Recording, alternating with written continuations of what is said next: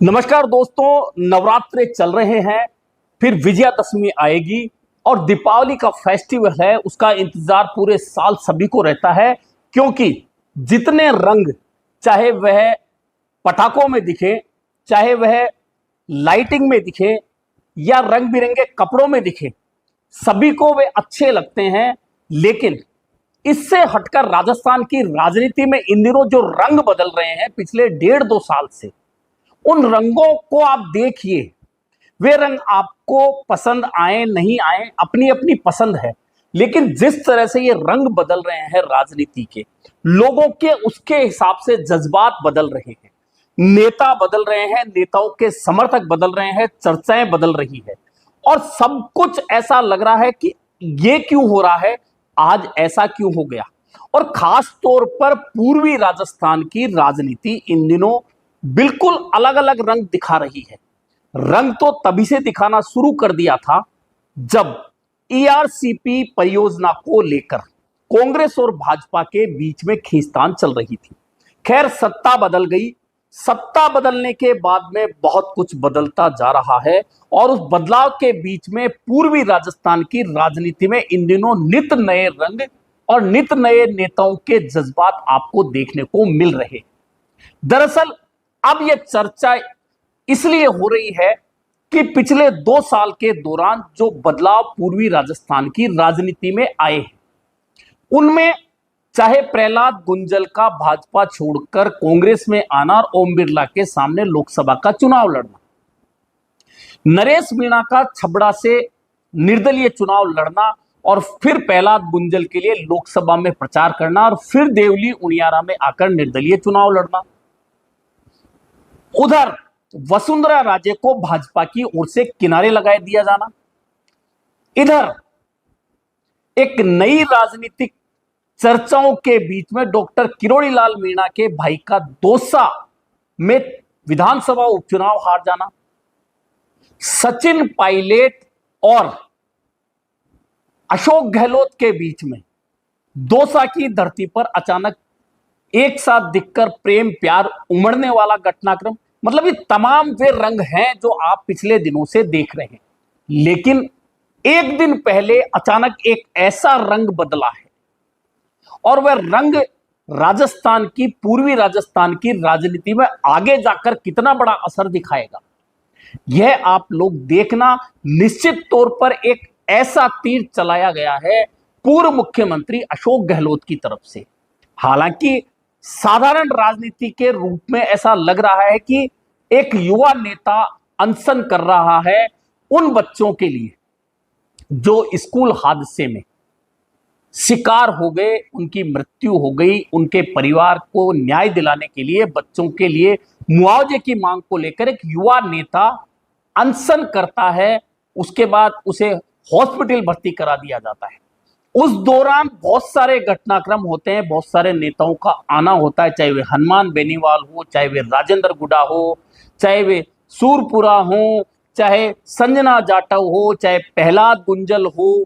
तमाम नेताओं का नरेश मीणा के पास में आना, उनके हालचाल पूछना और इस बीच लोगों का यह इंतजार करना कि एक नेता जो लगातार मुख्यमंत्री बनने की दौड़ में बने रहने के साथ में अपने समर्थकों की ओर से रोज मुख्यमंत्री बनाया जाता है, जी हां, सचिन पायलट, इंतजार होता है नरेश मीणा के समर्थकों को। लेकिन मैंने कल भी बताया था कि हरीश मीणा और मुरारी लाल मीणा के सामने अगर नरेश मीणा है तो सचिन पायलट का चयन मुरारी लाल मीणा और हरीश मीणा होंगे, नरेश मीणा कभी नहीं होगा। यह चर्चाएं राजनीति की है, लेकिन यह जज्बात बदलने वाली जो बात हुई है वह इस जगह जाकर हुई है कि पूर्व मुख्यमंत्री अशोक गहलोत ने अचानक एक सोशल मीडिया पोस्ट लिख दी। सोशल मीडिया पोस्ट पर नरेश मीणा के स्वास्थ्य की चिंता जता दी, मुख्यमंत्री भजनलाल शर्मा से आग्रह कर दिया कि मुआवजा दें और स्वास्थ्य का ध्यान रखते हुए नरेश मीणा का अनशन तुड़वाएं। बस यह सोशल मीडिया पोस्ट करते हुए अशोक गहलोत ने नरेश मीणा से भी आग्रह कर दिया कि आंदोलन अच्छा है, लोगों तक आपकी जनभावना पहुंच चुकी है, ऐसे में अब आपको अपना अनशन समाप्त कर देना चाहिए। यह अशोक गहलोत की मात्र एक सोशल मीडिया पोस्ट थी। जैसे ही यह सोशल मीडिया पोस्ट लोगों तक आई है, उसके बाद में लोगों के जज्बात, भावनाएं, चर्चाएं और समर्थन अचानक बदलता दिख रहा है। लोग इसे राजनीति से प्रेरित कहते हैं कि अशोक गहलोत ने पूर्वी राजस्थान की राजनीति पर पकड़ को देखते हुए नरेश मीणा के लिए सोशल मीडिया पर यह भावनाएं जताई है। कुछ लोग कहते हैं कि सचिन पायलट को भी आना चाहिए। कुछ लोग कहते हैं अशोक गहलोत को जाकर अनशन तुड़वा देना चाहिए।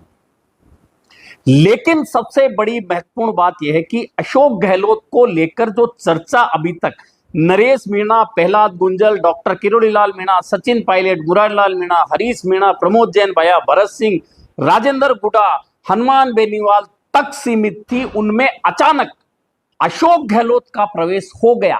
और एक सोशल मीडिया पोस्ट कितना असर दिखा सकती है, वह आप कल शाम से लेकर आज तक की तमाम सोशल मीडिया को चेक करिए कि किस तरह से पूर्वी राजस्थान के युवा जो नरेश मीणा के समर्थक हैं या अशोक गहलोत के समर्थक हैं या अन्य नेताओं के समर्थक हैं, उनके सोशल मीडिया पोस्ट जो आ रहे हैं उनमें अचानक अशोक गहलोत के प्रति युवाओं के जज्बात बदल गए हैं। कुछ राजनीतिक प्रेक्षक भी इस बात का अंदाजा नहीं लगा पा रहे हैं कि आखिरकार अशोक गहलोत ने अचानक नरेश मीणा को लेकर अपनी जो भावनाएं हैं वे क्यों जताई। अब लोग कहते हैं कि अशोक गहलोत राजनीति के पारखी, कुछ लोग उन्हें जादूगर कहते हैं, जननायक कहते हैं। सबकी अपनी अपनी भावनाएं हैं, कोई कुछ भी कह सकता है किसी भी नेता को। लेकिन यह बात भी सही है कि पूर्व मुख्यमंत्री अशोक गहलोत राजनीति के पग पर जब अगला पग रखते हैं, एक पग उठाते हैं, दूसरा जब रखते हैं, तो उन्हें इस बात का अच्छी तरह अंदाजा होता है कि जब मैं ये कदम रखूंगा तो उसका असर कहां, कैसे, किस पर होने वाला है। और 50 साल की राजनीति में ऐसे बहुत से मौके आए होंगे, बहुत से लोगों ने देखा होगा कि अशोक गहलोत ने अपना कदम आगे बढ़ाया, उसका राजनीतिक असर कितना बड़ा हुआ। ऐसे में अब नरेश मीणा के प्रति जैसे ही अशोक गहलोत का सोशल मीडिया पोस्ट आया, लोगों की भावनाएं अचानक बदल गई। यानी कि अशोक गहलोत ने अचानक लोगों के जज्बात बदल दिए। अब अशोक गहलोत जिस लेवल के नेता हैं, उनके बाद में अब बहुत सारे लोग सोशल मीडिया पोस्ट करें, नरेश मीणा से मिलने जाएं। कोई भी नेता जा सकता है, जिसकी भावनाएं जागेंगी वो जाएगा। जैसे कि संजना जाटव ने मुलाकात की, जैसे कि प्रहलाद गुंजल ने मुलाकात की, हनुमान बेनीवाल ने मुलाकात की, राजेंद्र गुडा साथ दे रहे हैं, सूरपुरा भी गए, अन्य नेता भी गए। अब भी किसी की भावनाएं बदलेंगी, उनके साथ आएंगी, तो निश्चित है कि नरेश मीणा से मिलने में जा सकते हैं, उनका अनशन तुड़ाने की बात कर सकते हैं, उनसे कह सकते हैं कि आप अपना अनशन समाप्त कर दें। लेकिन चर्चा अब 2 दिन से जो बदलकर पूर्व मुख्यमंत्री अशोक गहलोत पर केंद्रित हुई है, वह देखने वाली बात है। दरअसल पूर्वी राजस्थान की राजनीति में जो जातिगत समीकरण है, उनमें अब तक यही माना जाता था कि गुर्जर, मीणा, एससी, भरतपुर धौलपुर में जाट, कुछ जगहों पर राजपूत और ब्राह्मण, यह जातियां हैं जो पूर्वी राजस्थान की राजनीति में अपना असर रखती हैं। माली जाति, जो जिस जाति से अशोक गहलोत आते हैं, उसे कभी पूर्वी राजस्थान की राजनीति में बहुत ज्यादा मजबूत नहीं माना गया। लेकिन जब लोगों के पास में आंकड़े आने लगे तो दौसा, बांदीकुई, सिकंदरा, सिकराय, महुआ और इधर करौली, टोंक, सवाई माधोपुर, मतलब इन तमाम क्षेत्रों में जब माली जाति के लोग मुखर होकर आए, और पिछले जब अशोक गहलोत की ही सरकार थी तब एक आंदोलन चला था आरक्षण को लेकर, तब माली समाज पूर्वी राजस्थान का सड़कों पर निकला था। तब लोगों को अंदाज हुआ था कि पूर्वी राजस्थान में इन जातियों के अलावा माली जाति भी कहीं ना कहीं चुनाव में अपना वर्चस्व, हार जीत बदलने में दिखा सकती। ऐसे में अशोक गहलोत ने अगर नरेश मीणा के प्रति कोई भावना दिखाई है, उसका इंपैक्ट सोशल मीडिया पर तो दिख रहा है, और इसका इम्पैक्ट आगे चलकर राजस्थान की राजनीति पर होगा, क्योंकि आजकल किसी ने सोशल मीडिया पर जो लिख दिया, जो बोल दिया, उसका असर हमेशा इसलिए रहता है कि लोग वह स्क्रीनशॉट लेकर रख लेते हैं ताकि जब मौका आए उस स्क्रीनशॉट को दिखाया जा सके। ऐसे में नरेश मीणा के प्रति अशोक गहलोत की भावना जब सोशल मीडिया के जरिए बाहर आई है, तो अशोक गहलोत के प्रति पूर्वी राजस्थान के लोगों, खासतौर पर युवाओं के जो जज्बात बदले हैं, वह काबिले तारीफ है। अशोक गहलोत के लिए यह एक अच्छा विषय, क्यों? क्योंकि अशोक गहलोत को मारवाड़ का गांधी कहा जाता है। हालांकि 50 साल की राजनीति में 3 बार केंद्रीय मंत्री रह गए, 3 बार प्रदेश कांग्रेस के अध्यक्ष रह गए, 3 बार महासचिव रह गए, पार्टी के संगठन महासचिव रह गए, 3 बार मुख्यमंत्री रह गए। ऐसे व्यक्ति को किसी एक क्षेत्र में बांधकर नहीं रखा जा सकता। और जहां तक अशोक गहलोत के कदम उठाने की बात है, वे राजनीतिक रूप से अगर कोई कदम उठाते हैं तो उसके कोई ना कोई मायने हमेशा होते हैं। अब लोग उसे किसी भी रूप में ले, हो सकता है कोई अशोक गहलोत का प्रशंसक हो सकता है कोई अशोक गहलोत का विरोधी भी है। और जब राजनीति में तमाम लोग तो किसी के समर्थक नहीं होते, तमाम लोग किसी के विरोधी नहीं होते, ऐसे में अशोक गहलोत ने नरेश मीणा को लेकर अपनी जो भावनाएं जताई, भावनाएं जैसे ही सामने आई, आप 2 दिन में देख लीजिए किस तरह से पूर्वी राजस्थान के लोगों के जज्बात किस तरह से बदलकर अशोक गहलोत के प्रति उमड़ने लगे। और अशोक गहलोत जानते हैं इसका मतलब भी कि वे क्या कर रहे हैं। अगर मतलब नहीं जानते तो इस आंदोलन में, इस आपाधापी में, पूर्वी राजस्थान की राजनीति में चल रही खींचतान में अशोक गहलोत इससे पहले भी कूद चुके होते। अशोक गहलोत पूर्वी राजस्थान में इंटरेस्ट लेते हुए, आपको याद होगा कि 1 महीने पहले ही अशोक गहलोत ने पूर्वी राजस्थान की यात्रा सड़क मार्ग से की थी और उस यात्रा के दौरान उन्होंने भीड़ दिखाई और यह जताया कि पूर्वी राजस्थान के जो अन्य नेता हैं, जो ये सोचते हैं कि भीड़ सिर्फ उनके लिए आती है, तो उन्होंने ये एहसास कराया कि भीड़ सिर्फ उनके लिए नहीं जो पूर्वी राजस्थान की राजनीति करते हैं, बल्कि मारवाड़ से आने वाले, जोधपुर से आने वाले अशोक गहलोत के लिए भी होती है। यानी कि वजन तोलने के लिए अशोक गहलोत इन दोनों राजस्थान में घूम रहे हैं। और ना सिर्फ घूम रहे हैं, बल्कि उनका एक जो टारगेट है, उस टारगेट को आप सोशल मीडिया को चेक करके अगर समझ सकते हैं तो समझ जाइए कि अशोक गहलोत अपने टारगेट को किस तरह से अचीव कर रहे हैं। खैर, ये बहुत लंबी कहानी हो जाएगी, लेकिन अभी नरेश मीणा को लेकर अशोक गहलोत की भावनाएं सामने आने के बाद अब बहुत सारे नेता हो सकते हैं कि नरेश मीणा के प्रति अपनी भावनाएं जताएं, हो सकता है उनसे मिलने जाएं। और मिलने के लिए जब इतनी लंबी लाइन लगी है, सांसद संजना जाटव आती है, प्रहलाद गुंजल आते हैं, हनुमान बेनीवाल आते हैं, राजेंद्र गुड़ा साथ हैं, और भी अन्य नेता भी वहां जाते हैं, दिल्ली से उमांसी लांबा भी आती है, राजस्थान के बहुत सारे युवा संगठनों के लोग भी मिलने जाते हैं, तमाम लोग जाते हैं।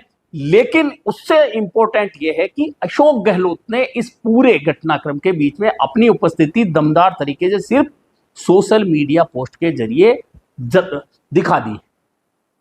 अब अन्य नेताओं पर दबाव तो है, अब अन्य नेता उस दबाव को कितना झेल पाते हैं, नहीं झेल पाते हैं, नरेश मीणा के साथ आते हैं, नहीं आते हैं, ये तमाम बातें उस समय असर दिखाएंगी जब 2028 विधानसभा का चुनाव होगा।